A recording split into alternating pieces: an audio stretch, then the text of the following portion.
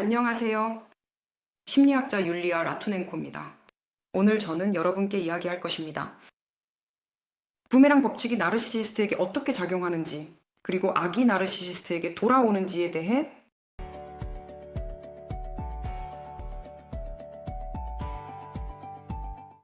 오늘은 나르시시스트의 5가지 전형적인 고통에 대한 주제를 다룰 것입니다. 많은 사람들이 나르시시스트와의 관계에서 어떻게 그런 일이 가능한지 묻습니다. 그들은 어떻게 살아가는 걸까요?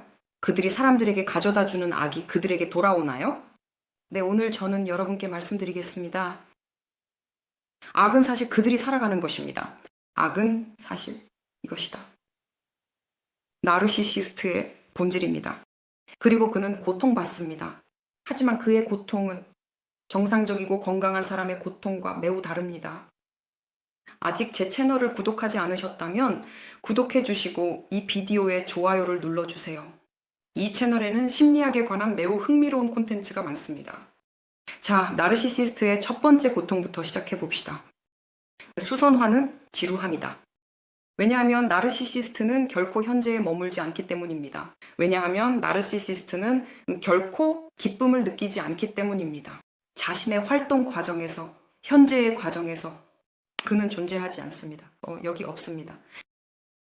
그래서 이것이 그의 주요 고통입니다. 그는 항상 이 지루함으로 고통받으며 자신을 어디에 둘지 모릅니다.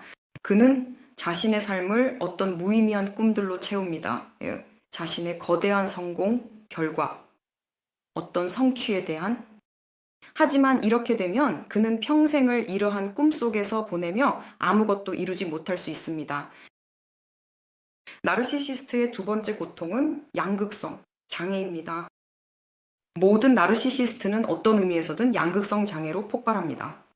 이것은 위아래로, 위로 아래로의 변동입니다. 이것은 그의 자존감의 변동입니다. 그의 자존감은 결코 안정적이지 않습니다. 자존감은 매우 취약한 부분, 나르시시스트의 민감한 부분입니다. 그의 자존감은 낮습니다. 사실 그는 자신의 위대함으로 하여금 무가치함을 경험하는 것, 자존감이 떨어지는 것을 경험하는 것에서 자신을 방어합니다. 그래서 그는 때때로 그렇게 화를 내고 독성이 있는 사람이 됩니다. 그의 자존감이 떨어질 때. 하지만 그의 자존감이 언제 떨어질지는 절대 알 수 없습니다. 그것을 아는 사람은 그 자신뿐입니다.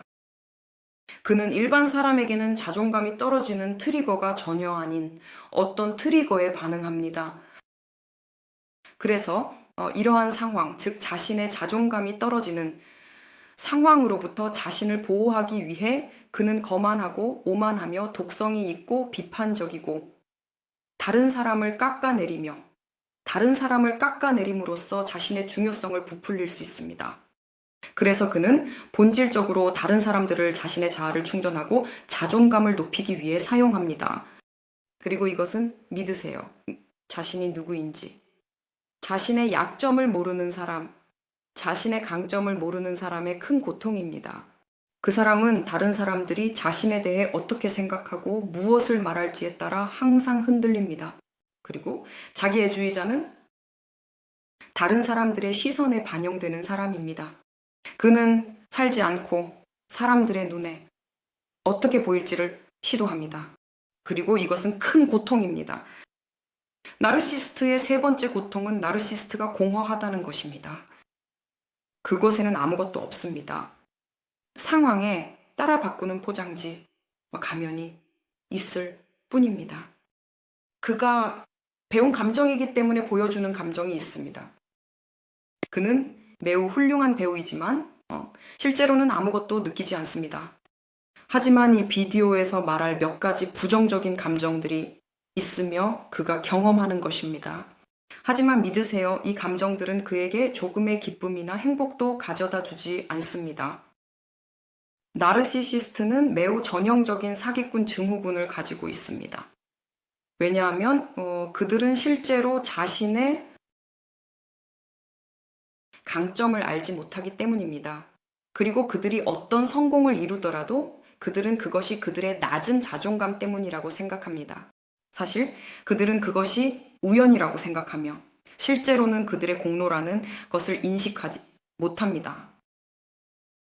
곧 그들이 드러나고 그들이 실제로 누구인지 모두가 알게 될 순간이 올 것입니다. 이것은 나르시시스트가 경험하는 극단 중 하나이며 이를 방어하기 위해 그들은 위로 올라가려고 하고 우월한 위치를 차지하려고 하며 자신을 거대하게 느끼려고 합니다. 즉 제가 두 번째 항목에서 양극성에 대해 언급한 이러한 변동은 감사합니다. 무가치함의 극과 거대함의 극 사이의 변동입니다. 다시 말씀드리자면 이 비디오가 마음에 드신다면 이 채널을 구독하고 좋아요를 눌러주세요. 좋아요. 이것은 저에게 매우 소중합니다. 자, 나르시시스트의 네 번째 고통입니다. 여기서는 나르시시스트가 실제로 경험하는 감정에 대해 이야기할 것입니다. 이 감정들은 그의 자아와 관련이 있습니다. 이 수치심은 전적인 수치심이며 그는 이 경험을 피하기 위해 어떤 방법이든 사용합니다. 이것은 수치심을 경험하지 않기 위한 방어 기제로서의 분노입니다. 이것은 질투입니다. 그리고 시기입니다. 자, 말씀해 주세요. 이러한 경험들이 사람을 행복하게 만들까요? 즉, 어떤 부메랑도 필요 없습니다. 그는 이 지옥 속에서 살고 있으며 스스로 이 지옥을 만들고 그 안에서 끊임없이 살고 있습니다. 그러니 나르시시스트도 행복할 수 있느냐고 묻는다면 제 대답은 예입니다. 아니요. 그리고 다시 한번 아니요. 행복과 나르시시즘은 양립할 수 없는 것들입니다. 그리고 마지막으로 나르시시스트의 고통의 다섯 번째 요점은 그가 항상 자신을 다른 사람들과 비교한다는 것입니다. 이렇게 해서 그는 자신의 본질을 포기하게 됩니다. 그는 끊임없이 자신이 되고 싶은 외부 기준을 찾거나 자신을 비교합니다. 자신에게 불리하게 비교합니다. 다른 사람들과 비교하여 자신의 자존감을 높이기 위해서입니다. 글쎄요, 나는 정말 대단하고 나는 정말 독특하며 나는 거의 신과 같은 존재입니다. 또는 때때로 반대의 과정이 발생하기도 합니다. 이는 양극성 과정으로 그가 자신에게 불리하게 비교할 때입니다. 하지만 아무도 그것을 알지 못합니다. 당신은 단지 그가 누군가와 자신을 비교하고 바닥으로 떨어졌다는 것을 알 수 있습니다. 그 순간에 그가 화를 내기 때문입니다. 참고로 제가 공허함에 대해 말했던 세 번째 항목에 대해 추가하고 싶습니다. 이 공허함을 나르시스트는 술이나 마약, 게임 또는 성적 의존으로 채우려고 합니다. 그들 중에는 섹스 중독자가 많은데 그들은 바로 배고프고 집착하여 성에 몰두하는 사람들이 많습니다. 그래서 이것은 또 고통이며 정상적이고 건강한 삶이 아닙니다. 당신이 저에게 그에게 악이 돌아올지 묻는다면 사실 악은 그를 떠난 적이 없습니다. 그것은 어린 시절부터 그 안에 완전히 자리 잡고 있습니다. 왜냐하면 우리는 나르시시즘 트라우마가 청소년기 이전에 형성된다는 것을 알고 있기 때문입니다. 그리고 그것은 부모가 자녀에게 어떻게 대했는지와 관련이 있습니다. 안타깝게도 나르시시스트가 된 이 사람을 동정할 수도 있겠지만 그가 다른 사람들에게 얼마나 많은 해를 끼치는지 그리고 그 해악이 그 자신 안에 있다는 것을 깨닫지 못합니다.